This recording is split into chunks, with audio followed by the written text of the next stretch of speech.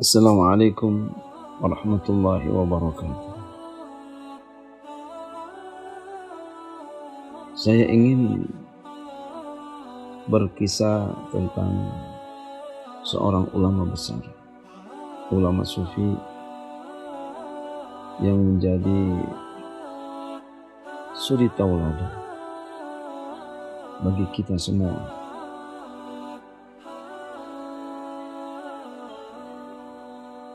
Beliau seorang yang besar, seorang yang terkenal,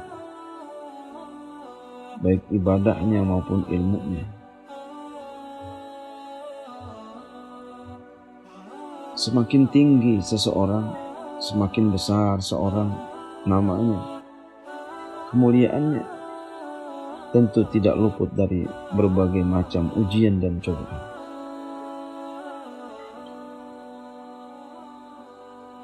Sebagaimana dialami oleh Syekh Junaid al-Baghdadi. Beliau adalah seorang ulama sufi yang memiliki pengaruh yang sangat luas. Karena pengaruhnya yang kuat, banyak pembenci yang ingin menjatuhkannya. Berkali-kali orang-orang ingin memusuhi beliau, melancarkan serangan agar Syekh Junaid al-Baghdadi terjatuh ke dalam jurang dosa. Mereka membuat serangkaian fitnah untuk menjatuhkan karisma Imam Junaid. Musuh-musuhnya juga bekerja keras menghasut khalifah pada masa itu agar membenci Syekh Junaid al-Baghdadi. Allahu Akbar. Namun usaha mereka untuk menjatuhkan kemasyhuran Syekh Junaid al-Baghdadi gagal.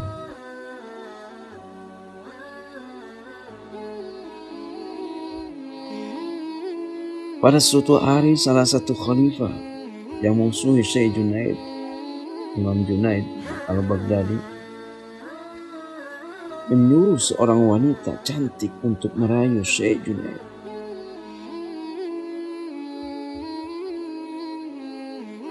Wanita itu pun mendekati Syekh Junaid yang sedang tekun beribadah dan mengajak beliau untuk berzina. Kata perempuan itu, "Sudikah engkau menikmati tubuhku?" Ini Masya Allah. Banyak orang diuji dengan berbagai ujian.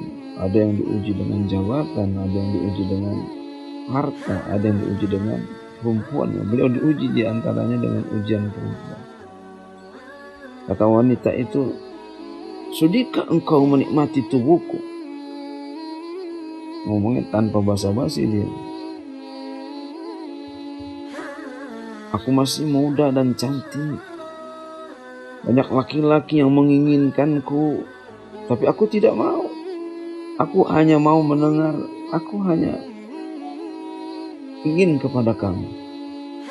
Aku hanya maunya sama kamu aja, wahai Syekh Junaid." Kira-kira begitu.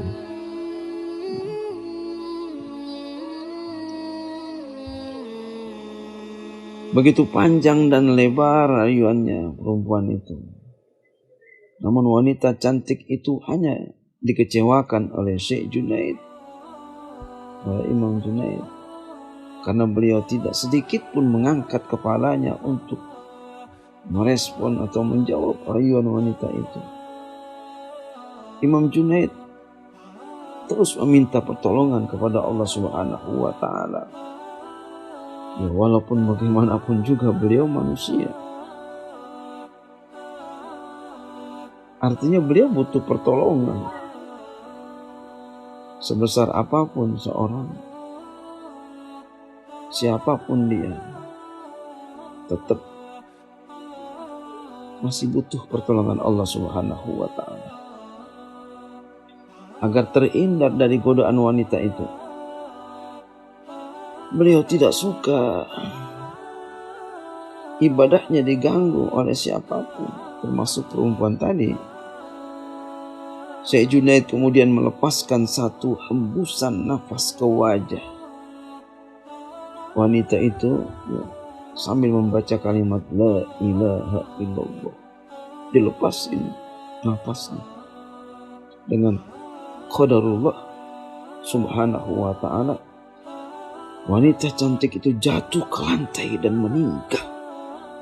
Masya Allah. Cuma dengan nafas doang itu meninggal langsung tuh perempuan. Berita itu ramai. Berita kematian wanita yang merayu Syekh Junaid, Imam Junaid al-Baghdadi itu ramai. Hingga sampai berita itu ke telinga sang khalifah yang menyuruh wanita itu. Jadi memang sudah rekayasa. Sang khalifah kemudian mendatangi Syekh Junaid, Imam Junaid, dan menuduh beliau telah membunuh wanita itu, katanya. Orang-orang pun turut menuduh Syekh Junaid, menuduh Imam Junaid telah berbuat keji. Kata khalifah, wahai Syekh Junaid, wahai Imam Junaid, wahai Syekh Junaid, kata khalifah, mengapa engkau membunuh wanita ini? Saya tidak membunuhnya, kata Imam Junaid, kata Syekh Junaid. Justru saya ingin bertanya, Tuan sebagai pemimpin yang seharusnya melindungi kami, mengapa berusaha untuk meruntuhkan amalan yang telah saya lakukan selama 40 tahun dengan mengirim wanita ini untuk merayu saya?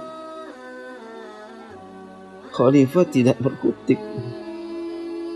Dikatakan begitu oleh Imam Junaid, bukankah engkau yang telah menyuruh wanita itu untuk merayuku, Khalifah? Jadi Imam Junaid udah tahu itu, bikin rekayasa tuh Khalifah. Jadi Ibu Muslihat itu bukan dari dulu aja, apa bukan sekarang aja. Dari dulu juga udah ada Ibu Muslihat, rekayasa, makar. Ya, bukan dari sekarang aja, dari dulu sudah ada seperti itu. Wa makaru wa makarallah wallahu khairul makirin.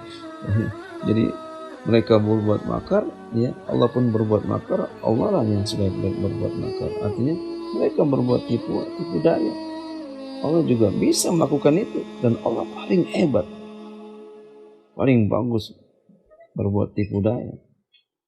Artinya ketika kita melakukan tipu daya kepada orang-orang yang baik, kepada orang-orang yang menolong agama Allah, kepada orang-orang yang bersih, kekasih-kekasihnya Allah Subhanahu wa ta'ala, maka siap-siap kita akan mendapati murka Allah. Kita lanjutin. Khalifah kelihatan limbung, bingung dia, gugup begitu ya. Mau ingkari tetapi ia sudah kalah bukti. Orang-orang kemudian menyalahkan khalifah, ketahuan tuh. Jadi yang merekayasa itu khalifah. Maka selamatlah Syekh Junaid, Imam Junaid selamat dari jeratan musuh-musuh yang ingin menjatuhkannya sampai hari wafat beliau, itu 297 Hijriah. Jadi walaupun sudah besar, sudah tinggi, ahli agama, ujian terus menerpa. Kesabaranlah bekal untuk menghadapi itu, dan serahkan semua kepada Allah. Siapapun orangnya pasti akan mendapati ujian. Maka kuncinya adalah sabar, serahkan kepada Allah. Kemudian ketika salah satu sahabat menalkin jenazah Syekh Junaid dengan mengajarkan kalimat tauhid, la ilaha illallah, talqin, tiba-tiba Syekh Junaid Ya, Imam Junaid membuka matanya. Subhanallah. Demi Allah, aku tidak pernah melupakan kalimat itu sejak lidahku pandai berkata-kata. Subhanallah. Hadirin yang dimuliakan Allah, pemirsa yang dimuliakan Allah, dimanapun Anda berada, siapapun orangnya, bagaimanapun dia, pasti akan mendapati ujian.